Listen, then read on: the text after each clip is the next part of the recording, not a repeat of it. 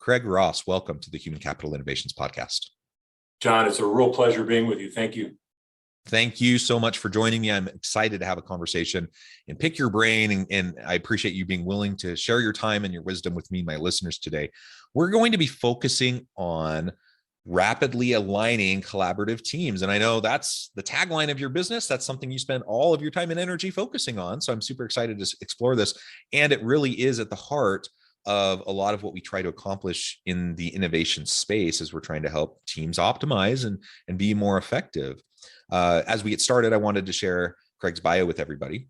From today's most innovative mid-size organizations to esteemed global Fortune 100 companies, Craig Ross, who is the CEO of Ferris Global, is a trusted partner to leaders around the world, equipping them with the proven tools and processes to immediately increase their capabilities, create stronger work teams, and accelerate business results. His latest award-winning book, Do Big Things: The Simple Steps Teams Can Make to Mobilize Hearts and Minds and Make an Epic Impact, is grounded in 65,000 hours of research, observing, studying, and working with extraordinary teams across 29 different industries and 38 countries, and captures how these teams, whether they were newly formed, completely virtual, or had been together for years, overcame significant challenges and achieved remarkable outcomes. You are a man after my own heart. All of that is exactly the type of stuff I get so excited about, and I'm super thrilled to have the chance to chat with you. Anything else you would like to share with listeners by way of your background or personal context before we dive on into the conversation? Only that I've got an incredible life partner and 4 children, and if there's important work in my life, that's my greatest work, and very, very grateful to have a whole life and abundance in that area of my life as well. That's all I'd add. Oh, wonderful, wonderful. And I love my family as well. You probably have a little bit of time on me, but I've been married for about 20 years, 6 children, and that's what makes it all worth doing, right? Everything, Absolutely. all the work that we do and the grind that we go through and the value we try to add is all ultimately for our families. So Indeed. that's fantastic. All right. Well, as we get going, perhaps you can just explain a little bit about Ferris Global. Again, like I said, that kind of the framing for this episode is actually the tagline to your company, rapidly aligning collaborative teams. So give us a little bit of background to Ferris, and then we can dive on in.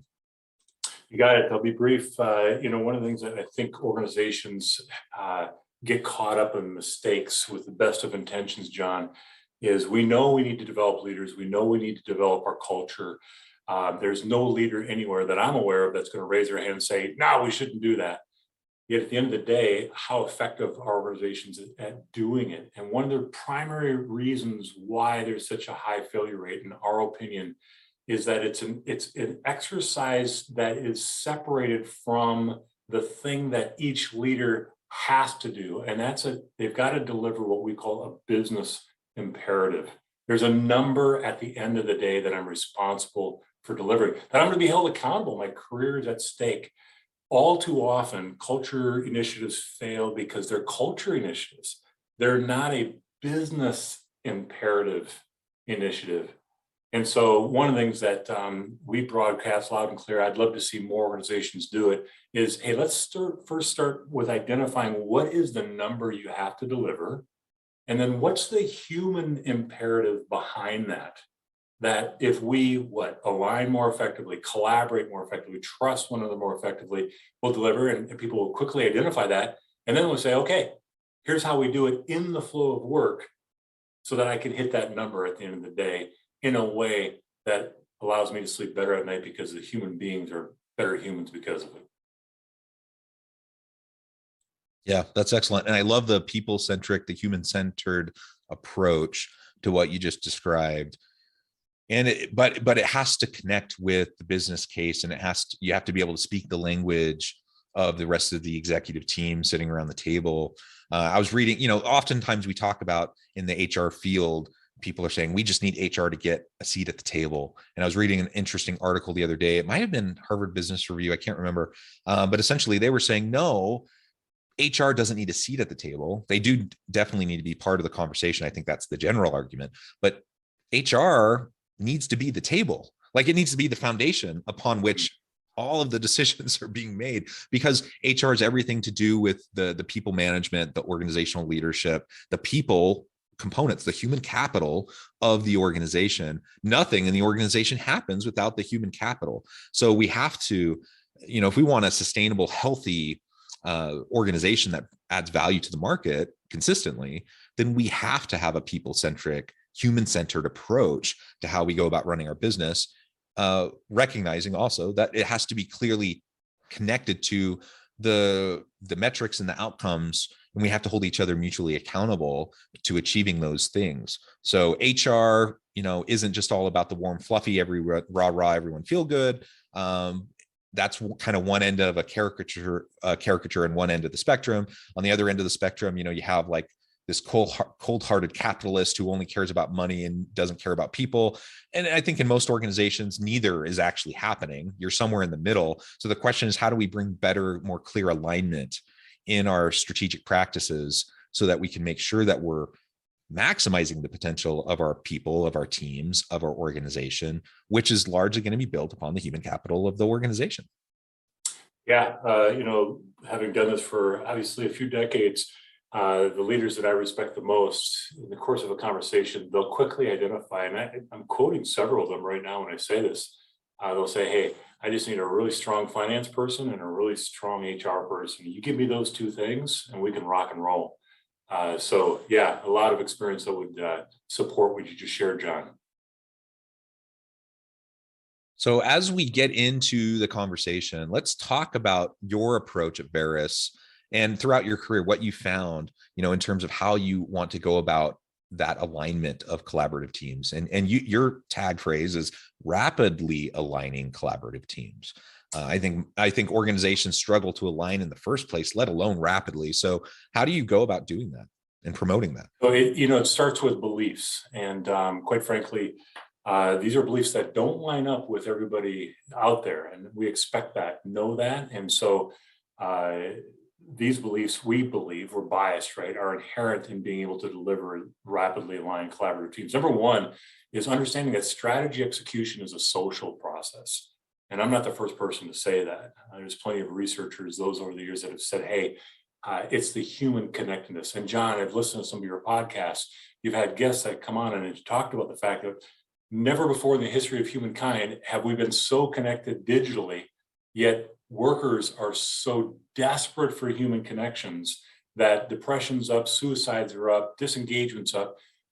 And so we start with this belief that we've got to have a system of human meaning in human connections. So that's number one, strategy, execution, social process. Number two is understanding that changing behaviors is not an intellectual exercise. It's the business of the heart. We are emotional beings. I think it's Daniel Goleman in his research, of course, the emotional intelligence guru, and I think I'm getting this data right, said that up to 91% of our decisions on how you and I are going to interact, John, are based upon how we feel about one another. And not what I think about you, but how I actually feel about it. Now, we know this, right? Let's go back to How to Win Friends and Influence People. Have been telling us for years. It's how people feel about one another. So what do leaders all too often do is they'll put data in a spreadsheet. They'll make the intellectual case for change. But at the end of the day, if we're not actually activating certain emotions and doing that in a way that connects us as humans, we're going to be sorely disappointed. What we've done is identified ways to make sure that we're doing this in a psychologically safe way that is not rah-rah, fluffy, touchy-feely, but is actually driven by science, and then create simple mental models that drive a common language so we can drive those beliefs and bring them to life. There's one more belief, if you don't mind, John. We fundamentally believe that the whole person is a much stronger leader, a better collaborator, is more likely to be aligned with other peers if they're a whole person.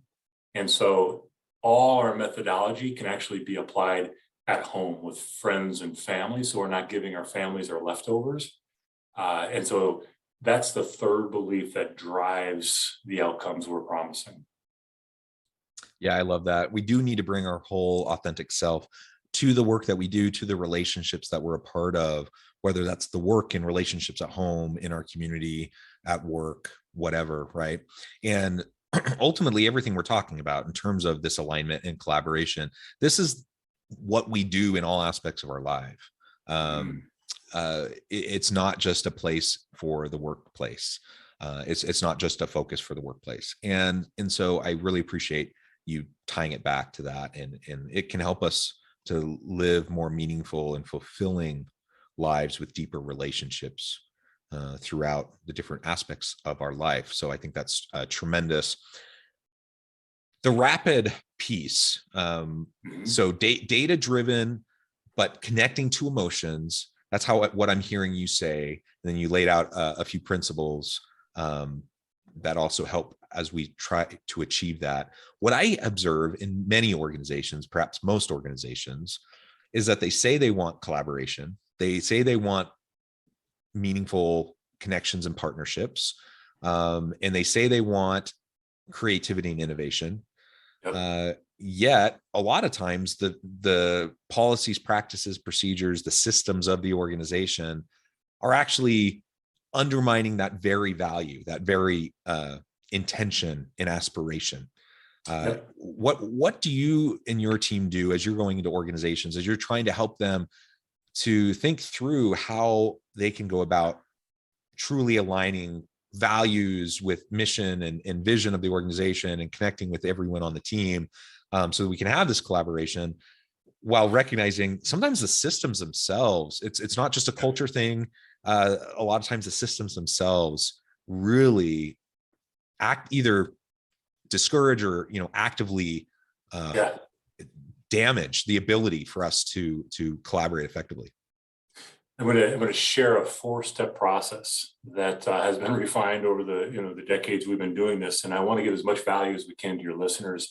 I think, John, your comment around the system we're in, it obviously influences how people behave. So what can leaders do if I've got a team of 3, a team of 5, a team of 100? We can do this with those areas where we have greatest influence. Number 1 is align to imperatives, and not just the number, not just the outcome, but the human imperative as well. And so these are classic, right? Most leaders are going to recognize this. What is our vision for success? What is the number we're promising? And then what's key here is, what are we going to be thinking, feeling, and doing as we deliver those imperatives? So we're having conversations about that. What's happening at this moment is we're starting to create a shared reality. Where organizations stumble and have so much difficulty is they're coming to the table. They've got all these responsibilities, disciplines, and functions, and so forth, but they're not operating from a shared reality, which makes it virtually impossible to actually align to an imperative. Another key in that first step of aligning to imperatives, John, again, this is classic textbook stuff, right? Most organizations are famous for saying, here's why. Here's why we have to do it: grow market share, improve our customer satisfaction metrics, so on and so forth. Very few leaders are doing what I think the magic makers are doing, and that's saying, okay, here's why the organization wants us to do this, or why we need to do it. I'm going to pause, and John, I'd like to hear from your perspective, why do you think it's critical we do this? Until we personalize the imperative, until we bring personal meaning to it, we're not going to get the best effort, and people are going to be less reluctant to align and collaborate in delivering on that imperative. Now, I got 3 more steps, but I'm going to pause. I want to be a good interviewee for you. No, that's fantastic. Yeah. So I think starting with the why, that's something that, frankly, I mean, organizations do it. And you're right. A lot of times they never get past the organizational why. Frankly, a lot of organizations don't even get there. so get there. Like, that's, you need to understand that. But then you're absolutely right. Like, we need to take the next step. If we're talking about decision making and generating buy-in via emotion, in addition to the metrics, in addition to the data-driven kind of decision making, then we have to connect to people and their individual why. And the reality is, it's different for everyone. So I could be working at the greatest kind of social impact organization, making a difference in the world, And I would suspect an organization like that would probably largely attract people who are driven by that mission, those values, and they would share that kind of a why. But even then, there's going to be some people that don't actually care all that much about that, but their why is something that's still meaningful to them, that you can still tap into. So I don't mean to throw any like occupation under the bus or anything, but I'm just thinking off the top of my head. Like, let's say I'm like an awesome coder. I kill it with coding. Maybe I don't actually care all that much about whatever the social impact of the organization is, but I just want to do really cool code. I want to work with the best people. I want to create and innovate and do new things. Maybe that's my why. And ultimately, whatever the delivery system of the organization and the output of the organization doesn't really matter to me all that much. That's still okay. Like, we can still get that great talent, bring them into the organization, and help him or her connect their why to the organization's why. And then the reality is, most of us don't work for organizations, that have like this huge, societal, social kind of good kind of a mission. And so we need to figure out what our why is. We need to understand why we exist. What's the point of us being here instead of another organization? And then connect that back to your people, because you may have 1,000 employees, you may have 1,000 different individual whys. And you, as a leader, that's part of my job as a leader, is to help my team connect to the larger overarching mission, vision, purpose of the organization.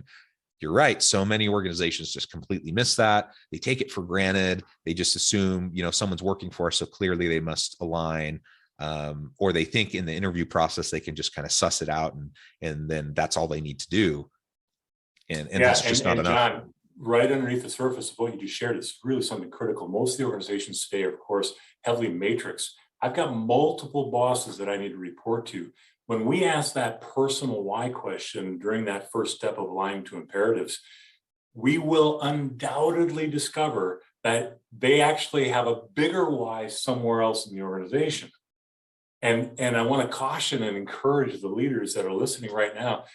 Lots of times people are saying, well, that's bad. Actually, it's really good news.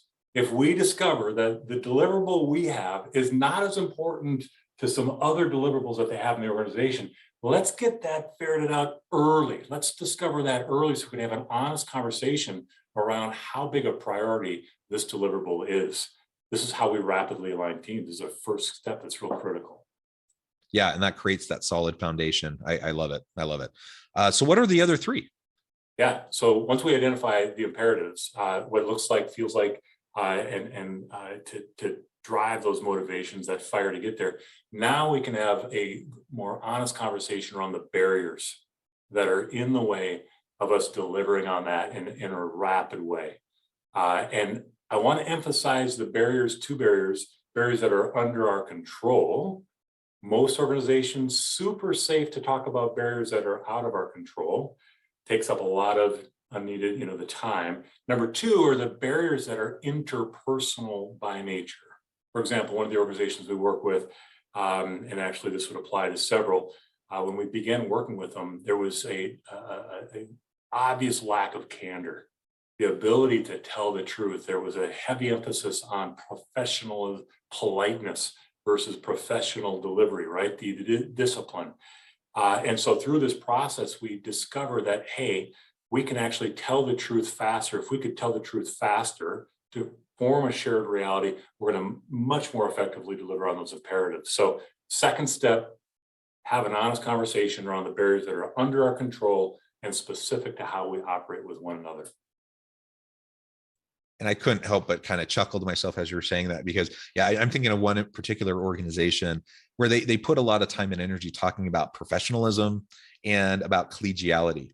And these are code words to them because nobody's going to argue that you don't want professionalism and you don't want people to be collegial and kind to each other. That obviously everyone wants that. It's code word though. It's their way of shutting down conversation and keeping people from pushing back on the status quo and challenging the hierarchy. Right. And people aren't stupid. Like they know that. And so it just shuts down innovation, and people tend to take the safe route in that environment. And that's just to the detriment of the organization. Indeed. Gary Pisano of Harvard, a lot of work on innovation, of course, has these paradoxes, and he talks about the organizations that are truly innovating. They have this psychological safety with, he uses the term brutal candor.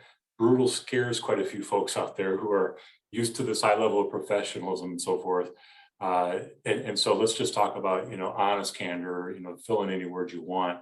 But those two need to go together if we're truly going to innovate. Discussing the barriers, having an honest conversation around that builds our awareness. And as again, Daniel Goleman says, you can predict someone's ability to change by measuring their awareness. So that second step is critical. Awesome. So step number 3. Step number 3 is then identify the values, the cultural norms that we're going to have to consistently model to break those barriers to deliver our imperatives. And so we, of course, experts in developing enterprise-wide collaboration. Inherent in that is, of course, transparency, trust, and so forth. Organizations at this point don't need to reinvent the wheel. And what we encourage leaders to do, like those that are listening, is it can be one of your corporate values, but most valuable is to actually ask your team members, hey, how do we need to operate together to break this barrier that we just discussed, and allow your team to actually identify it? This is what we call the human imperative. Someone's going to speak up and say, you know what, we just need to have each other's backs. You know what, we just need to be all in early with one another. Hey, someone's going to say, we just need to be one team. And then we as leaders, I don't have to create a lot of PowerPoints on this. I can simply say, hey, what does it look like for us to do that? How do we do that consistently? How will we measure our ability to do that? So step number 3, identify the cultural norm, the value, the human behavior required to break those barriers.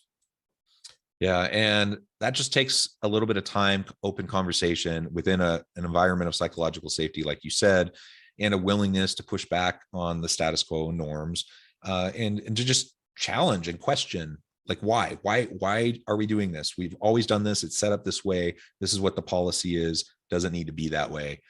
There's nothing sacred about any policy, practice, or procedure in any organization. Like they were all created at some point. They can all change. And so we just need to ask ourselves, does it make sense?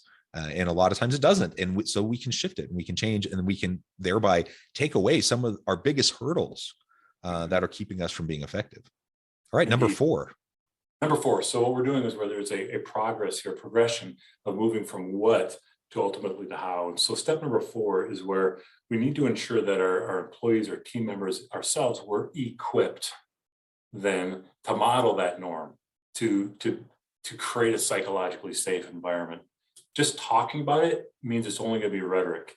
And so that's where, of course, we have our area of specialty, is equipping organizations to then model the behaviors, to break the barriers, to deliver the imperatives.